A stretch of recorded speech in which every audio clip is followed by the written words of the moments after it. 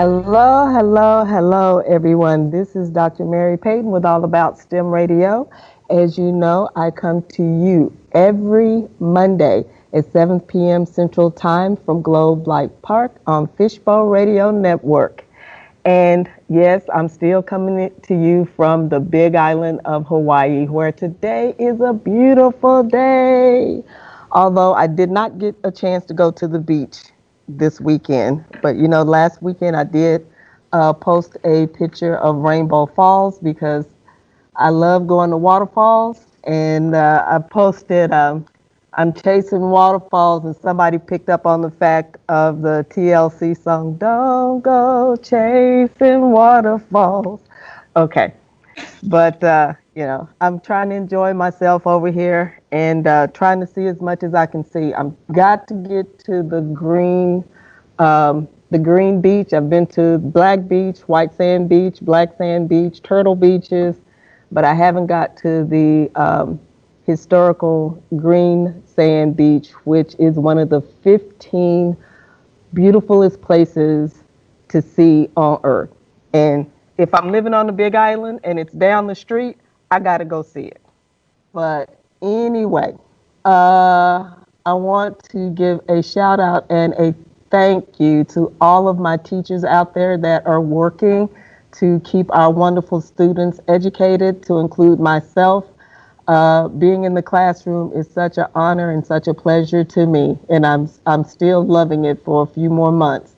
Also, to all of our STEM organizations out there that work with our students either for free or at low cost. I know last week was the Texas Week of Giving, or the 17th was the Day of Giving. Hopefully you gave to your charity or your STEM organization, because they're out there and they're still working and trying to make things happen for our students. And don't forget, All About STEM Radio, we're here trying to create a great connection with our STEM communities, and I have been blessed and lucky to have this show for almost 4 years now. But I just want to give an honor to God and thank everybody who still listens to the show.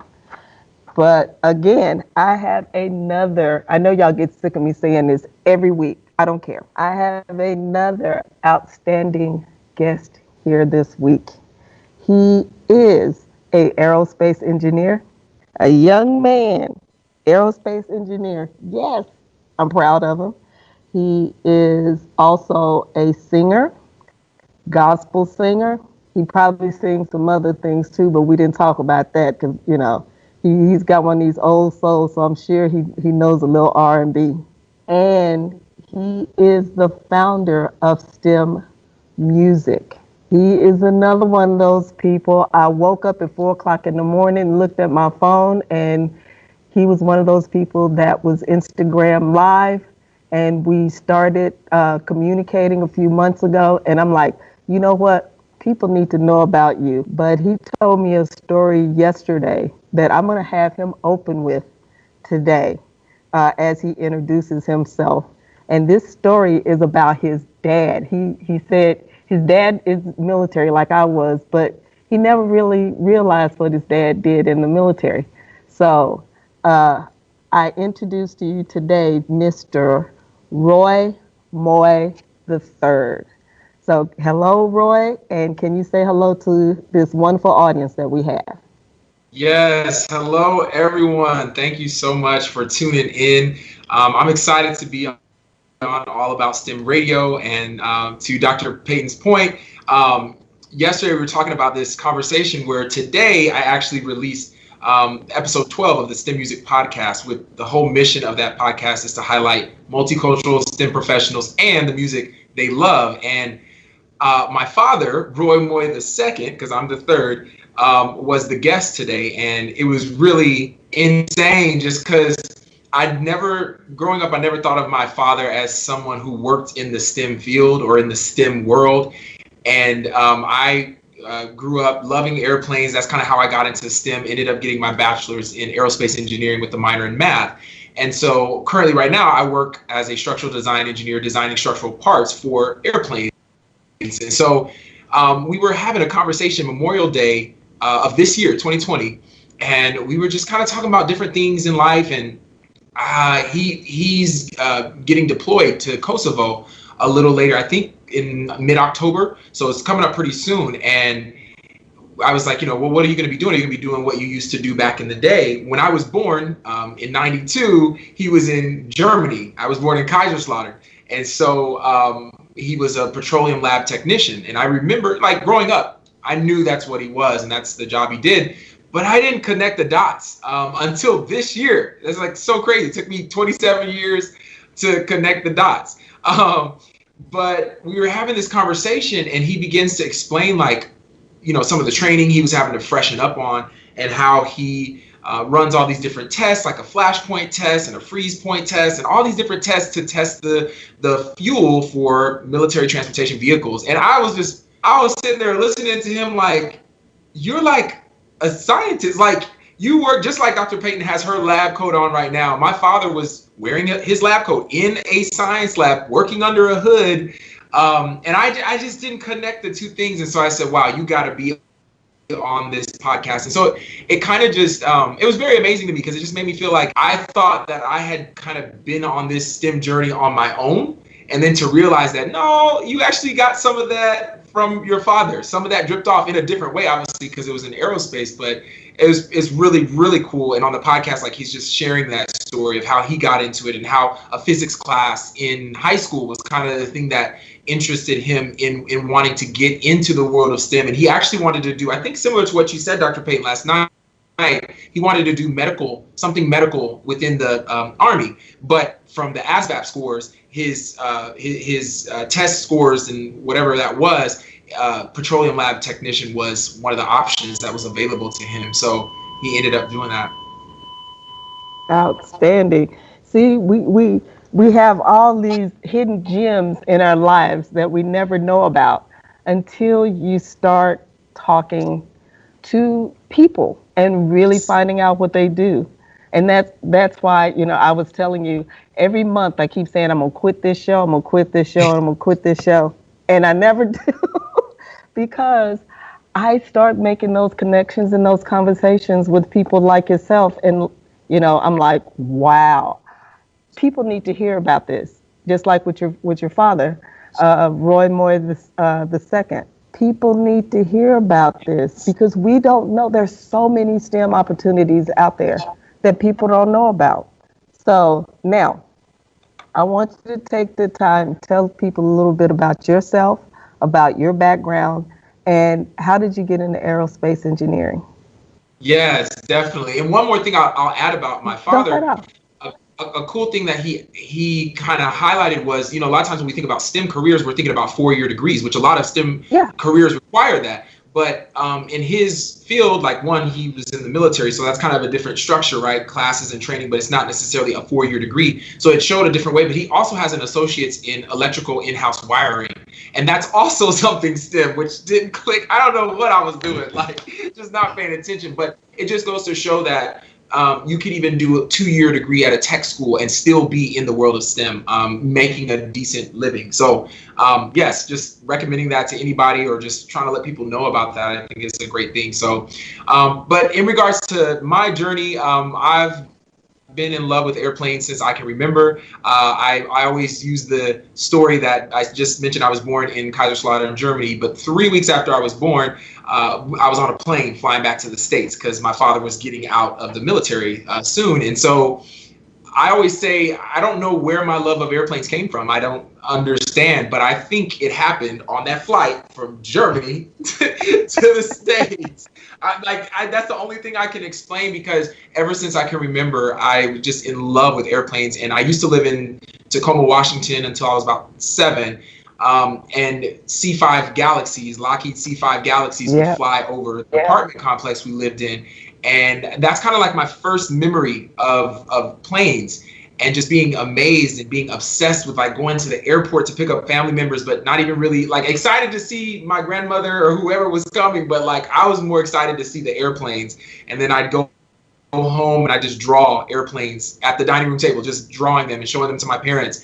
And it got to a certain point where I said, what can you do for a living that, designing airplanes, how can you do that for a living? What job would that be? And my parents figured out, to say, Roy T, you would want to do aerospace or aeronautical engineering.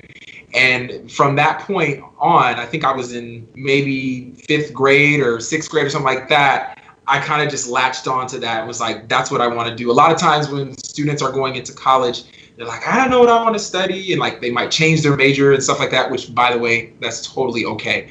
But for me, it was very much like straightforward. We had to do an assignment in 8th grade about like, I think it was an intro to accounting class. And so they wanted you to like calculate how much it's going to cost to go to college when that time comes, and what college you want to go to, what would you study. And I remember putting aerospace engineering on that in 8th grade. So it was kind of like set in stone there that was what I wanted to pursue. And so I ended up going to Wichita State University here in Wichita, Kansas, which is where I am right now.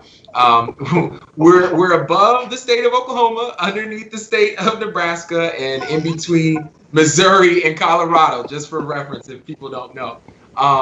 And went to Wichita State, took 5 years and got my bachelor's in aerospace engineering with a minor in mathematics, but was heavily involved, and I know we're going to talk about this a little bit later, heavily involved in the National Society of Black Engineers while I was a student at Wichita State, and just did a lot of stuff. And then I was singing in a lot of talent shows, national anthems for all the sports teams, and very involved student. So I remember sitting down, and this might be some advice for students who are getting ready to go into college, or if you're in your first year right now, especially during COVID, is probably crazy. I can't imagine. But I sat down with my advisor, and he was like, you're going to take 19 credit hours this semester, 20 credit hours this semester, 17. And I was like, Jesus didn't die for this. I can't do it. I cannot do no 20, 17, 19. So at that moment in my freshman year, it's crazy when I think about it, because I'm like, you're a freshman telling an advisor what you're going to do.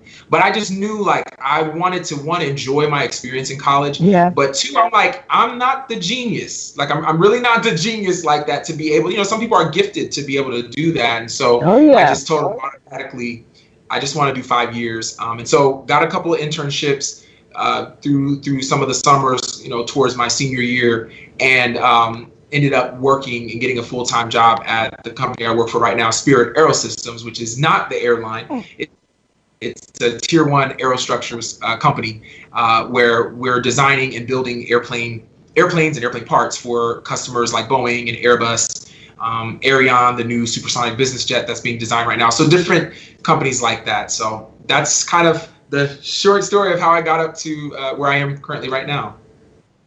I mean, that's amazing. But, you were talking about where you went to school. I've had young men and women on the show, especially young men and women of color. Well, I'm going to make a quick statement real quick. When you said aerospace engineering, I'm thinking, oh my God, he went to Emory-Riddle, because I'm stuck on that's where everybody goes to school. And when you told me where you went to school, I was like, wow, I am so tunnel vision about this. By the way, that was my number one choice. That was, I really, at the time, I don't know if they're still number one right now, but back in 2010, they were the number one aeronautical aerospace engineering university, and they're still up in the top 10. Right now. But I definitely, and I was trying to run track there too. I was trying to run in the 800 meters. I was trying to get a scholarship on track to run there as well. So no, I understand. I definitely understand. It's a well-respected university. But, in talking to young men and women like you, especially young men and women of color, I always ask, how did you settle in? How did you get comfortable, especially in a STEM field, a field where you don't find a lot of us there? And they say to me, which is one of the things you said to me yesterday, is you find like-minded people, you find like-minded organizations that can support you. So what did you do to get comfortable in school at Wichita State? Yeah, I mean, I don't know if comfortable was ever a thing. Let me be honest. I don't want to paint the picture. I don't know that I was ever comfortable per se, just because we had talked last night, just a lot of insecurities about, I just mentioned that in 8th grade is when I chose, I want to do aerospace engineering. I kind of held on to that. But once I started getting into college, it was like, I have this love and fascination for airplanes, but I don't know that I'm actually as passionate about the engineering side, like the actual engineering of it all. And so that was very much a challenge. And there's still remnants of those insecurities to this day. So I just want to be transparent, because sometimes, students might feel like, oh, I have these insecurities or whatever, and I shouldn't have them. It's like, no, I definitely battled with that and still battle with that to this day, because like I said, my love was literally just airplanes and like just seeing them fly. And, maybe, who knows, maybe being a pilot would have been something that would have fulfilled that love more. I'm not sure. But I definitely leaned into finding like-minded people, like you said, and the organization National Society of Black Engineers. And when I found NSBE, or should I say when it found me, I was a senior in high school. And there was a book scholarship from the Kansas City, because I grew up in Raytown, Missouri, a suburb of Kansas City, Missouri. And there was a book scholarship from the NSBE Kansas City chapter, professional chapter. Wow. And so I won that. I was one of the 3 winners of that scholarship, and that's how I got introduced to NSBE. I never knew about it, didn't grow up hearing about NSBE or anything. And they said, "You're going? What school are you going to?" Wichita. I said, "Oh, they got a chapter there." So they were, already like beginning to try and get me plugged in. And once I joined, it really helped in the sense just locally to have your crew, to have your people, people who look like you. Now, I will say our chapter was predominantly African students. Yeah. So, which their family anyway, but it was a little different because you still weren't quite having people in the chapter who were just like you, if that makes sense. It does. Because African students, they are my people, and most of them were Nigerian. Niger, I love them so much, and I miss them. But they're coming from a context of like their parents might be doctors, might be lawyers, might be politicians, engineers themselves. So it's not like this imposter syndrome that they kind of feel. They're kind of coming in with like, and by the way, like a lot of international students in general, their schooling is just a little bit more rigorous at times. And I guess that just speaks to the high school. So I don't want to speak for all the high schools in the U.S., but for my high school, it just wasn't as strong. The rigor wasn't as hard. And so they're just kind of coming with a different background, but it still was awesome to have people who look like you, encourage you, and even tutor you, because they did know different things, more than I did. And once I connected with NSBE, that helped me kind of settle, as you were saying. But then when I went to their regional conferences and their national convention, which happens every year, they just had their virtual one, much like everybody else who's been having virtual events. It blew my mind, and it really established like you can really do this. And there's a whole bunch of other people who are struggling through this too, who are the only ones in their class, or maybe there's only 3 of them in a class.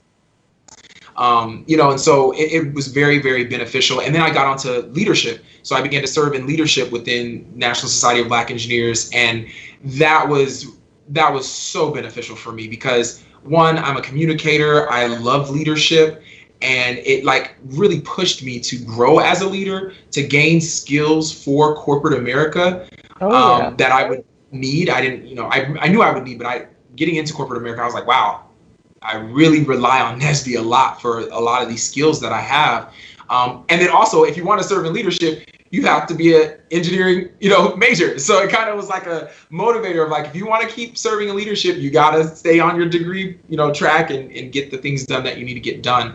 But NSBE definitely was a huge part. And as I said last night, God as well, like God and NSBE, like that's how I got through college at Wichita State University. And those 2 things kind of helped me settle. And I'll also say music too. Like I mentioned earlier, singing in talent shows and singing national anthems. There was times where I'd be in a class and then, the bell rings, well, that's high school, but they say, class is dismissed, whatever. And I'm running over to the arena to do a national anthem, and so those things kind of help balance out the stress of the rigor of the classes. But that's kind of a little peek inside. And I don't know if you wanted me to talk about like the struggles in the sense of like, I know we had mentioned maybe like some, I didn't know if I was going to go back my sophomore year because of finances. I don't know if you want me to touch on that, but I can do that as well.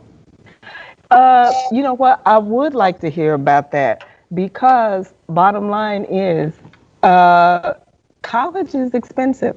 It's extremely Right. expensive. So one of the things, and that's why a lot of us don't go and a lot of us don't stay Mhm. is because of the financial burden. And so give me like a quick little insight into getting our young men and women to start thinking about paying for college before their senior year of high school. Sure, sure. No, definitely. And I look at this a couple ways. So one, if you're in high school, even middle school, really try to apply for as much scholarships as you can. And in order to get those scholarships, you're going to need the grades, right? So you got to focus on trying to do your best in school to get those grades. A lot of times, students in high school are like, I'm not working a job, I'm not earning money, but my physical education teacher of all teachers, he was like, you're working right now. Even though you may not be working at a fast food place or whatever, like other high school students, you're working because you're earning grades that will earn you money. And so if you just kind of get that concept in your head, that will really help you. And then once you get to college, my brief story is that I went to college. I got a lot of freshman scholarships. Keyword, freshman scholarships. So that's another thing. Understand the scholarships you're applying to. And I took out some loans, but it was like freshman scholarships, dorm scholarship, all this stuff. And then sophomore year, all those freshman scholarships were gone because they were freshman scholarships. And I was just like, I had like a $4,000 bill due, and I don't have $4,000. My parents don't just have $4,000. We can just, many of us from multicultural backgrounds are, that's our story. We don't, Yeah. Necessarily have parents who can just fork over thousands of dollars. And so I was like, wow, panicking, like, okay, I guess I'm not going back. And it was just like this horrible feeling. Long story short, I had a come to Jesus moment. He was like, why don't you pray to me first and trust me first? That's a whole faith story. But I ended up talking to an advisor, and she was like, you have done the work in the sense of getting a decent GPA your first year in college. You didn't party and waste away your time. You can get scholarships even as a student in college. So that's another thing to remember is even if you're a college student right now, you can still apply for scholarships. And so I ended up getting a scholarship for $5,000 every year until I graduated. And that's what did it for me. That's what was the thing that was able to, help me progress. And I did still take out loans. So the other side, the last thing I'll say is, you're talking about how you can pay for college. One, if you can do it on the front end with scholarships and fellowships and whatever, please do that because you don't have to owe anybody anything. However, you also can pay for college by going into a STEM career because even if you do have to take loans, you can get a career, a job that is going to pay you decently, and you'll be able to pay those loans off in a decent amount of time. And you're hearing from living proof. I literally just paid off my student loans last week. And so that was 5 years out of college, and it probably could have been paid off sooner if I had been a little bit more wise with my funds. But, so that's another way to think about how to, pay for college. If you do have to take out some loans, you can study a career, study a major that will provide you with a career that actually has funds to be able to pay off student loans. And we were laughing about that yesterday. I just paid off my doctorate loans back in July. So hey, we own our degrees now. Yes, yes. I love it. But you got your education. You ended up with the job of your dream. Well, the degree of your dream, the job in the field that you wanted. But you didn't stop. You did not stop. You have a love for music. Back in the day, I did a little singing, but that was back in the day. And I did a whole bunch of other things too. But you started STEM music. So, you started STEM music. So tell me, what was the foundation for that? But before you say that, let me do this real quick. Ladies and gentlemen, You are listening to All About STEM Radio with Dr. Mary Payton here on Fishbowl Radio Network. We have an amazing guest, Mr. Roy Moye III. He is an aerospace engineer. He's a great individual. He's a STEM advocate, and he is the founder of STEM Music. So if you're just joining us, we're Facebook Live. Share with your friends and family.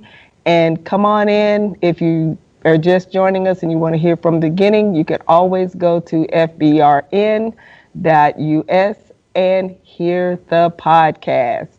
So thank you. Now, I'm sorry. I have to make sure I do that because I'll get on one of these tangents and just keep talking. No, I love it. I hear you. So, STEM music. Tell me how that came about. Yes. No, I've been a singer since a very young age, like many singers say. Got it from my dad and subsequently from my grandfather, who's the original singer in our family. And grew up, like I mentioned, singing in college, doing a lot of national anthems. I was singing R&B throughout college and talent shows. I put out my first R&B EP July of 2015, and that was a really amazing experience because it was like, oh wow, I actually think I had an inkling that I wanted to do music professionally, but I was like, I don't know, maybe not, I don't know. I'm a realist as well, so I'm like, maybe I'm not as good as I think I am. But when I put that project out and had that EP release concert, and got the response and like people were buying it, I was like, what? This is crazy. And so I fell in love with like, okay, this is actually what I really want to do. I want to be a full-time singing artist. And so fast forward to 2016, January of 2016, I then become a gospel artist. I've been a Christian saved since I was about 12 years old, but in January of 2016, it was a very life transformative moment for me of surrendering my voice to God. And that was just like a whole personal journey. And so I became this gospel artist. And for the past 4 years, putting out 2 EPs, gospel EPs, doing a little bit of maybe not touring, but like dates here and there, Oklahoma, Atlanta here, just different stuff like that. Growing as an artist, and ended up making it onto a gospel singing competition show called Sunday Best on BET last year. Made it to the top 20. And that was an incredible experience. And so I kind of just, have this music background that I've been building and growing and passionate about and wanting to do music full time. And why? Well, because when I got into industry and was working and stuff, it was like, I don't really love this. Like, I'm capable. I still have this huge passion and love for airplanes. But this doesn't feel like purpose. It doesn't feel like quite a purpose for me. And so music felt more like that. And so what ended up happening is back in 2016, this is the same year that I'm having this transformative moment to become a gospel artist, I'm trying to do an activity with an organization I volunteer with called Real Men, Real Heroes, which is all about mentoring young Black males anywhere from third all the way to high school. And so I serve as one of the mentors in the organization. And I wanted to do this activity on math. I know our Black and brown kids are like, I don't really like math like that. And not just them, everybody, like people in the world have a fear. Yes, myself included, by the way, and I have a math minor. So I'm just saying that for anybody who's feeling insecure out there, like, look, I'm raising my hand, but, and you can do it. But I was like, how can I take some of the fear away? How can I make it fun? How can I make it engaging and memorable and try to like just change the narrative of a math experience for these students? They were like 3rd to 5th grade students. And I had this memory and I was like, oh my gosh, back in college, in my sophomore year, I was in a materials of engineering class, and you mentioned the artist at the beginning of the show. And I'm, we're learning about material deformation, talking about crack propagation, crack growth, and creep.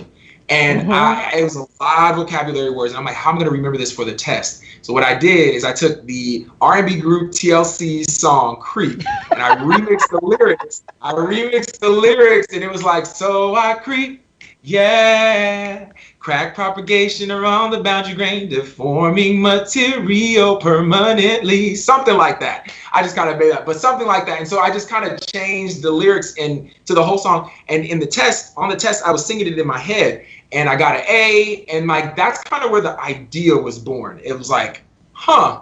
And I used it a couple more times in my collegiate career. I would do that for different tests if it was like more vocabulary based versus equation based.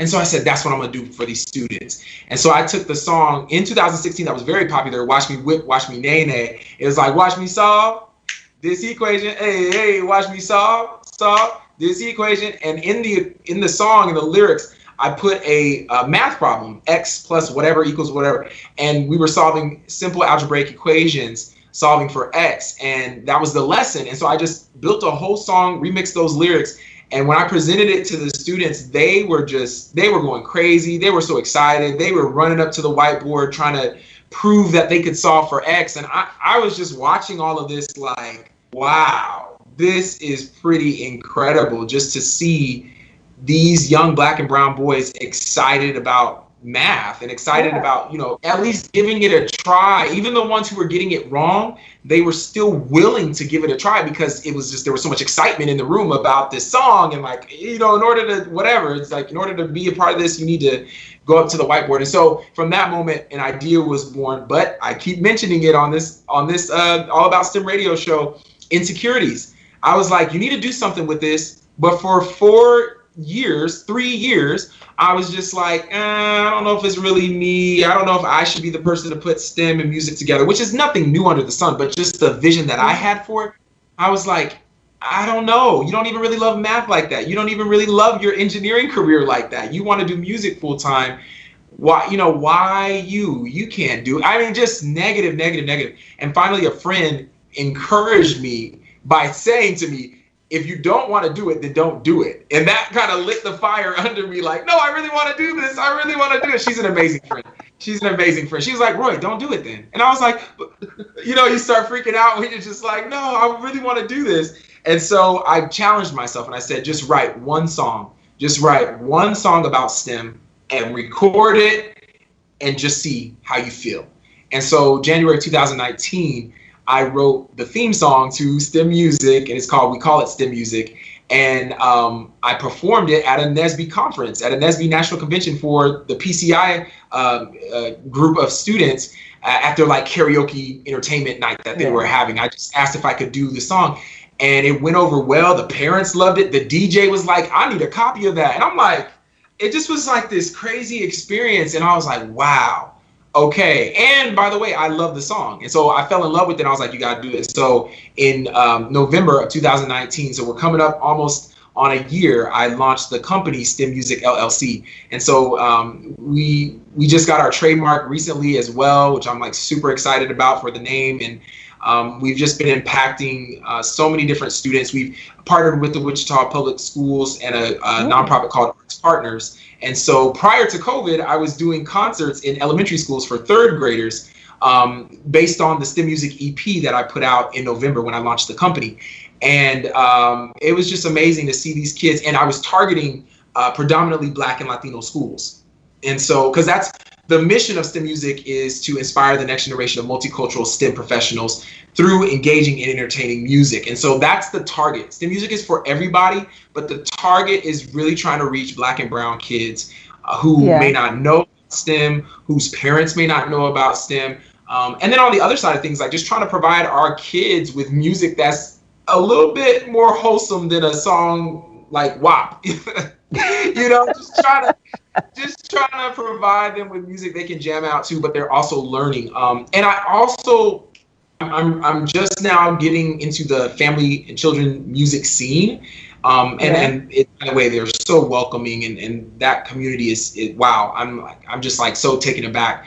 But one of the things that I wanted to be very intentional about with the music is it's not music that's like, this is STEM, everybody STEM, yeah, this is STEM, and that's fine. that's fine. There's a lane for that. That's fine. This is like I'm singing my heart out. You go and hear like notes you would hear in R&B, notes you would hear in gospel, notes you would hear in pop. Like I'm rapping as well. It's like I wanted to give our kids, you know, because we know our kids. And if they can quote a song like WAP, or if they can quote a song like whatever they're listening to or their parents might be listening to, it's like I know they can handle a song that's got a fast rap in it about rockets. That's got whatever they can handle that. And so it's just been really exciting to see the response.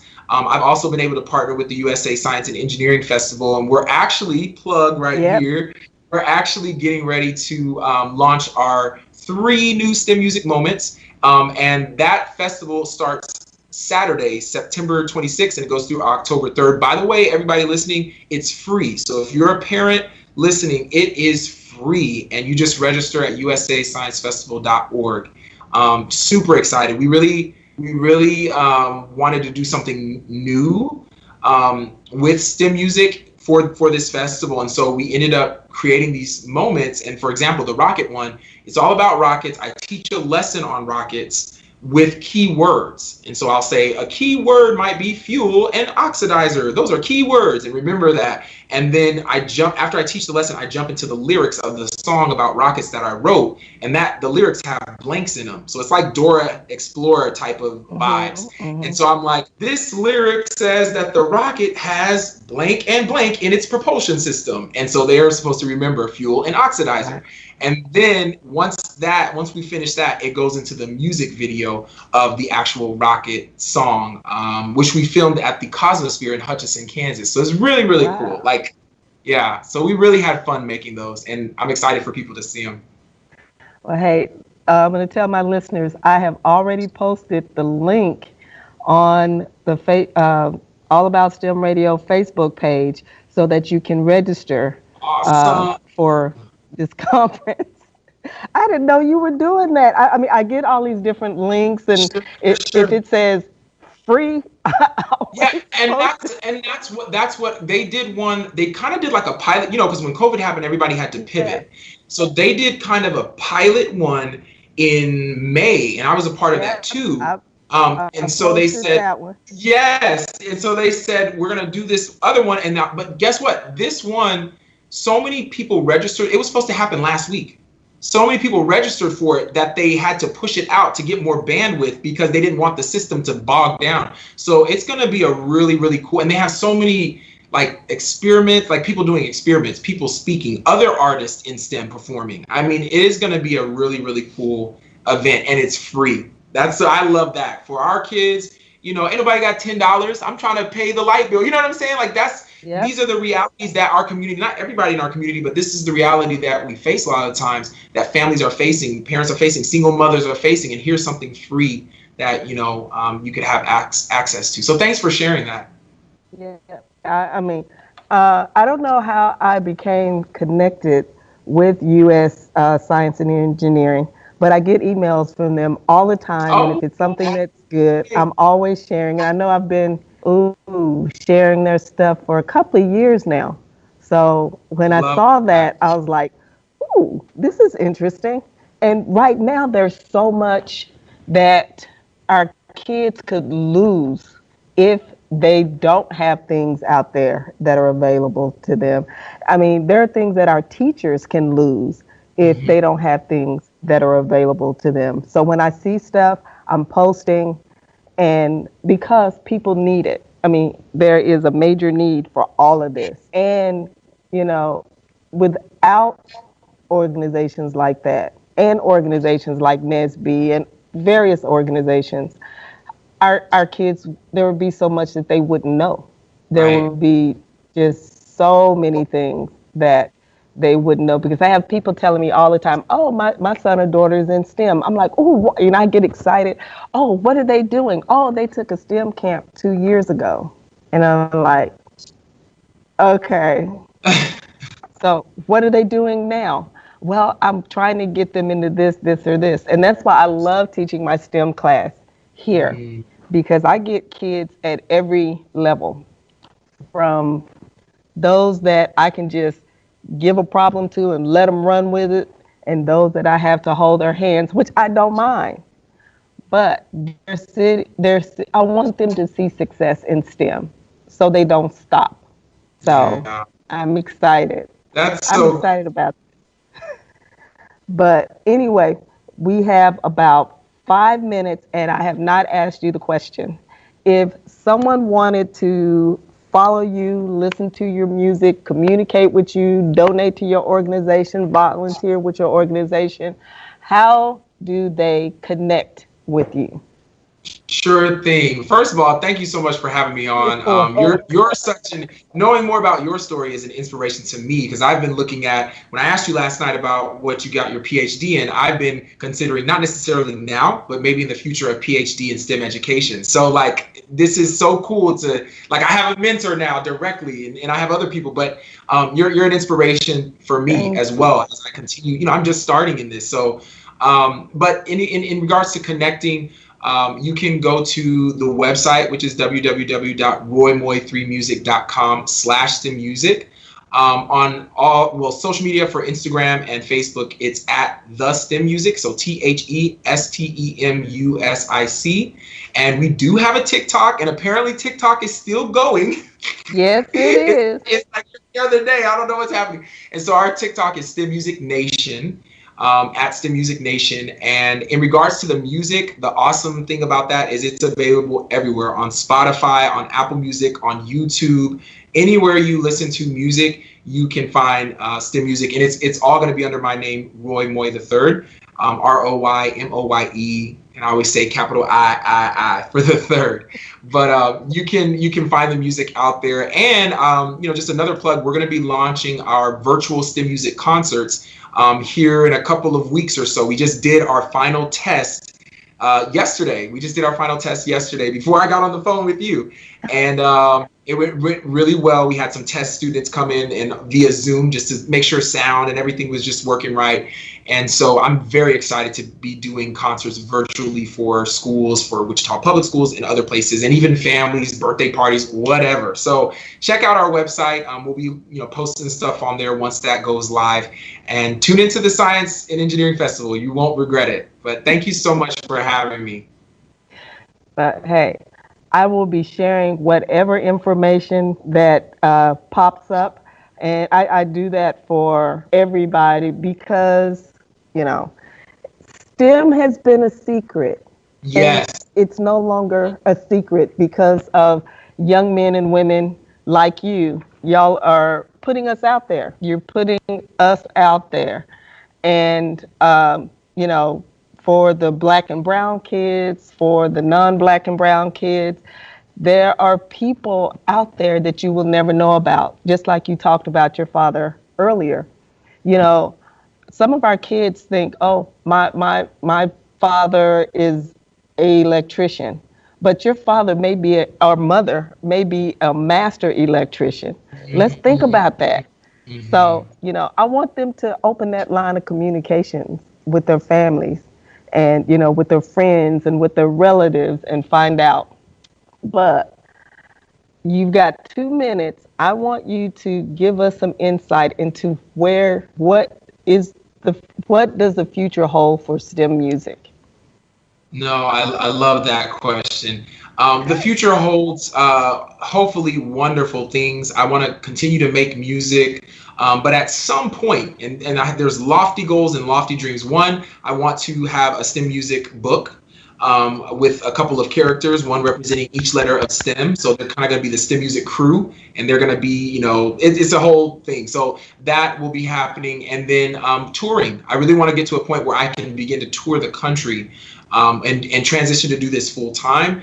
And then big dream, big goal to have a television show. To incorporate this music with lessons and just to continue to inspire our students and kids of color, because like you said, a lot of this has been a secret, and it's no longer a secret, and we gotta let our kids know that there is this option. We talked about last night. There's sports, there's music, but they're STEM as well. And so we gotta let our kids know and our community know that this is something you can do. This is something you can succeed at. This is something that's going to benefit you individually, but your community as a whole, creating economic wealth. And that's something I'm so passionate about, because Black and Latino communities, multicultural communities have had the short end of the stick in regards to finances. And this is one way, this is just one way that we can begin to gain more of that wealth in our communities, along with creating more incredible inventions and products and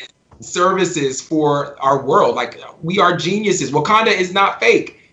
We really are geniuses, people of color, you know, shifting culture, creating amazing products, inventions. So I'm excited to just be a part of, you know, trying to inspire the next generation of those multicultural STEM professionals. Well, hey, I want to thank you for coming on to the show. For those of you who are just joining us, because sometimes people pop in at the end, I have been interviewing Mr. Roy Moye, who is an aerospace engineer. He is the founder of STEM Music. He is a singer. Y'all, he has got a voice. When I was like, oh my God, this young man is coming on to my show. You know, it gave me a blessing to have him here. And to the STEM community out there, next week I have Erin Twomley. She is going to be calling in from Germany. And, you know, yeah, she's. That's my first country. I was just like, and you know, I want to thank y'all for allowing me to do this for one more year, and you know, I come to you every Monday from 7 to 8 p.m. from Globe Life Park on Fishbowl Radio Network. So thank y'all, and until next week, bye bye.